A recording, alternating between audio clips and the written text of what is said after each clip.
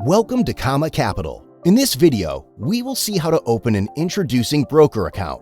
If you want to apply to be an IB, here's how to do it. First, click Become an IB from the side menu to open an account. Now, fill in the required information including the expected number of clients, expected deposit, expected volume, and markup or rebates. Next, click Continue. Please follow these steps. Once you have read the agreement, scroll down and click on the Click Here to Sign button. Now sign the agreement and hit Apply. Next, click on Click to Sign again. Then enter your registered email address and click Click to Sign one more time.